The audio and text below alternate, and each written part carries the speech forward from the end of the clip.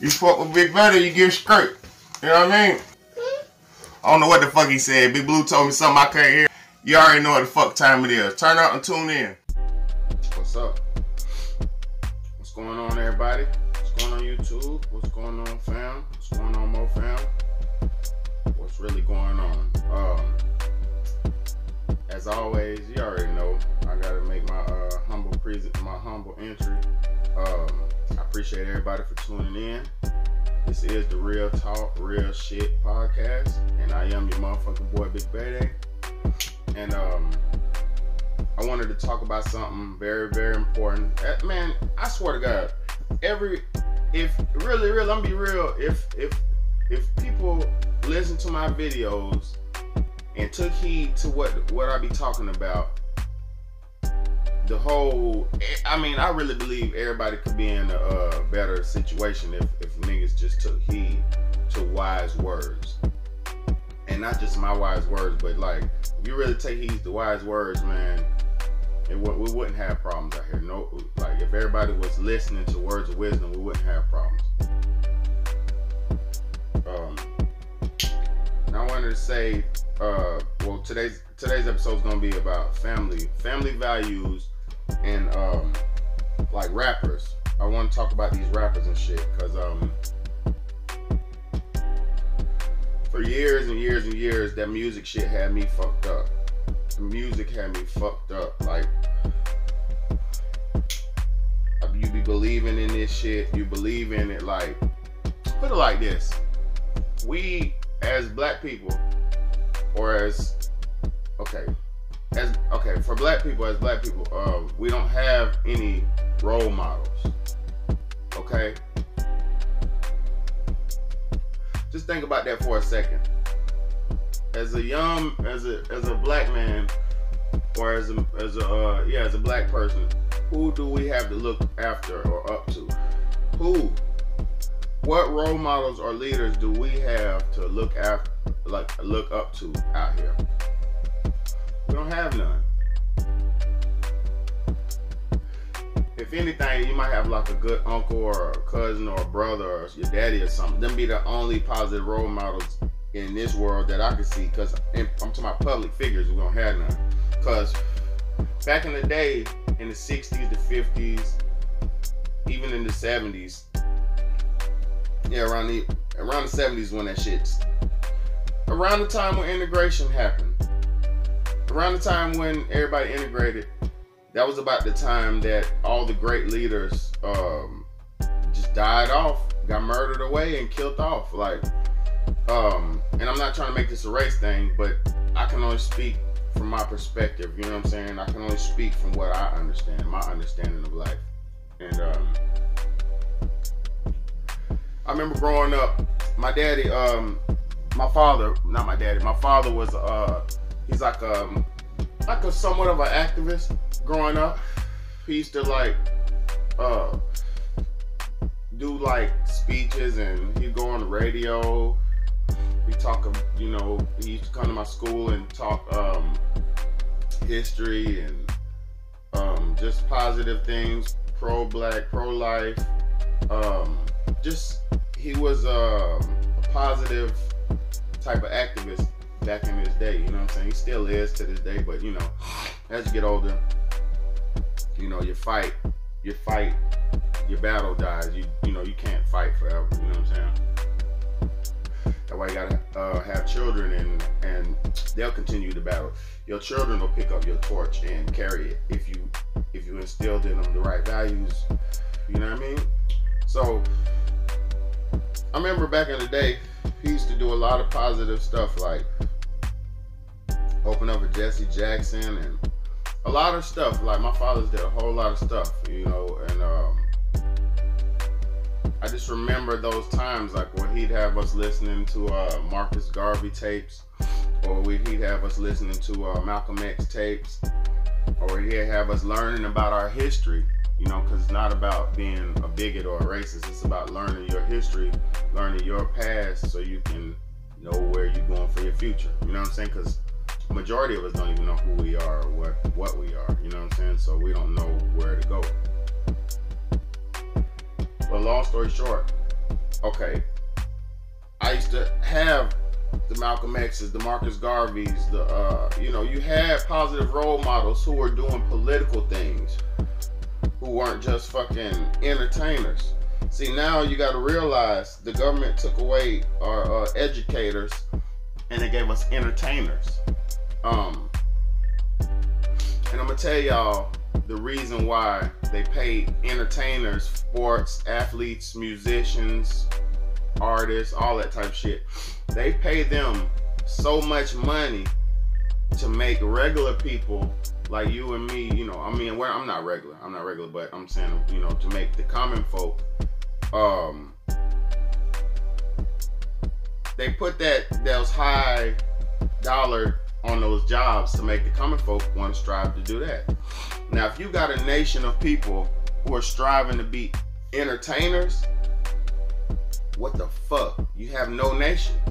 You got a nation of buffoons and clowns and jesters. Because to be honest with you, if you know your history, the whole purpose of an entertainer, back in the days, you'd have a clown entertaining the kings or the royal families and shit. You have a jester come in with the little hat with the balls on and shit, and he's dancing and doing all his little magic tricks and his amazement to appease the rich.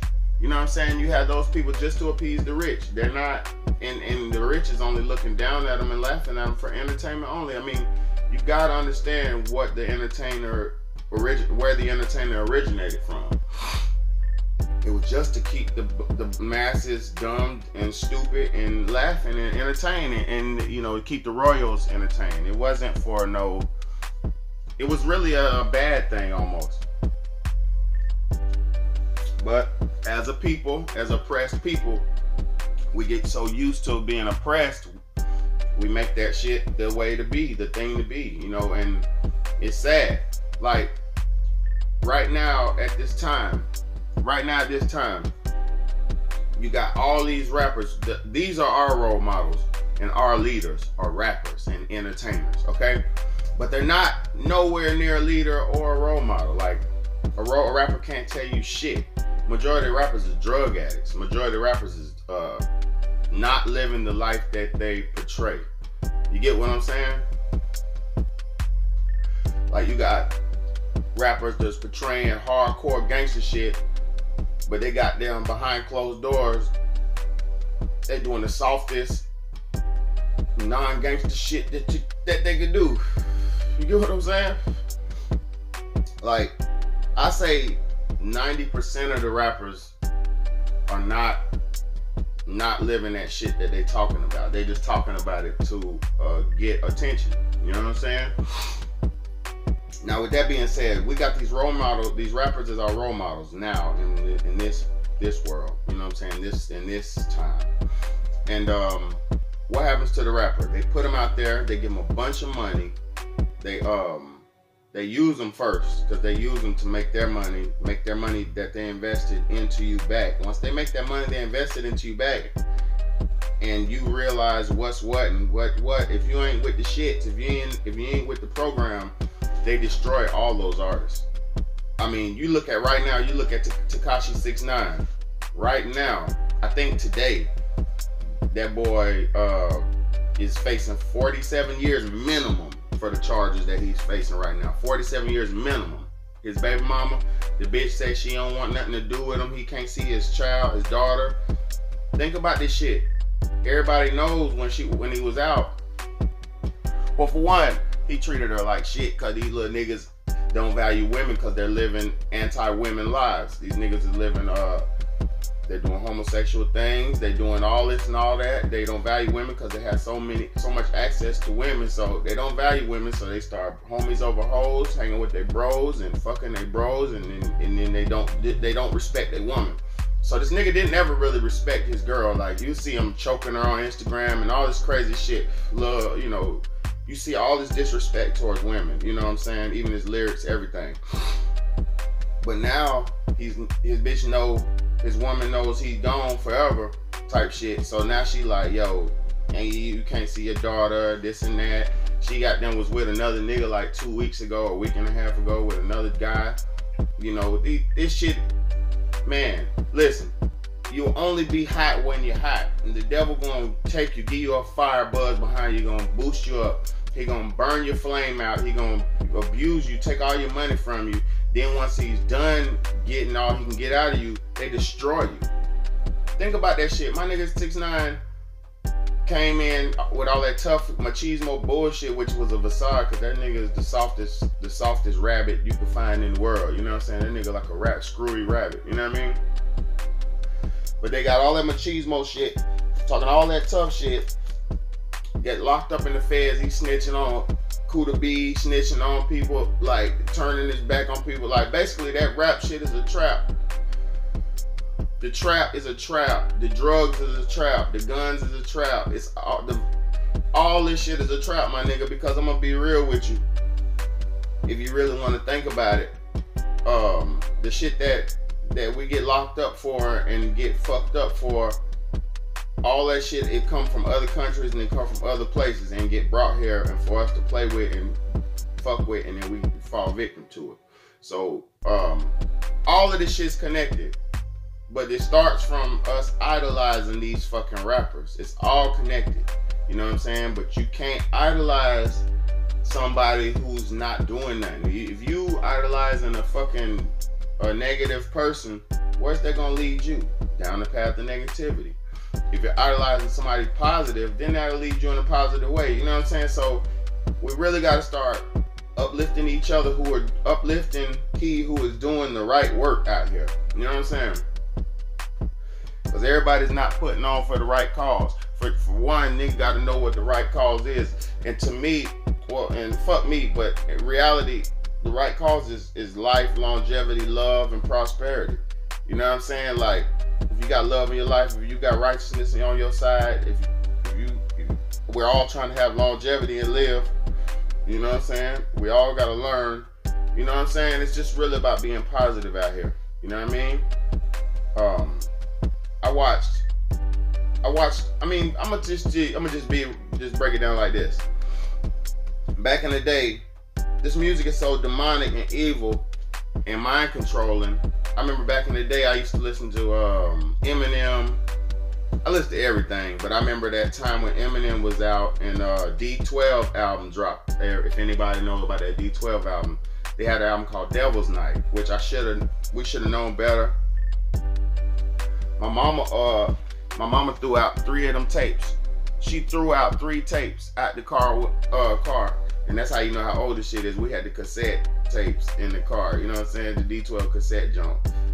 And my mom threw out 2 of them, and we had to buy a 3rd copy.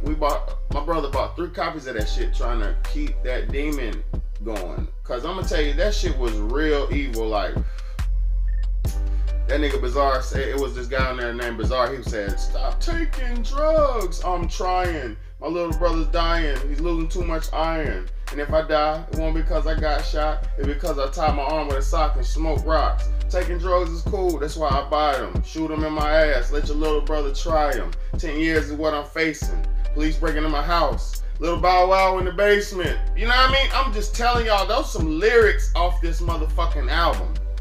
You know what I mean? Evil. Pure evil. I used to listen to that shit and then go outside and have I pack my BB gun and shit. Fully, I load that motherfucker up, pack my BB gun and go outside and just do dirt. You know what I'm saying? Little boy, young boy, probably like 12, about 13, 14, 15 type shit. Young nigga, no, real young. BB gun shooting shit, killing animals. That shit had you evil as fuck, bro. I wasn't always like I am. You know, I went through my path of darkness. I went through the path of darkness. That's how I know what cleanliness and light is. I had to go through the dark to get to the light, to understand what the light really is like. I'm telling y'all, before I really knew what the fuck was going on, I was doing the wrong things. That's how I can sit here and tell you what not to do. I can sit here and tell you some real shit. I done been alive for 33 years, bro. I've been doing this shit. Like, for real, been doing this shit. Real street nigga, like. Everybody who know me know I'm about that shit. Girls, money, street shit.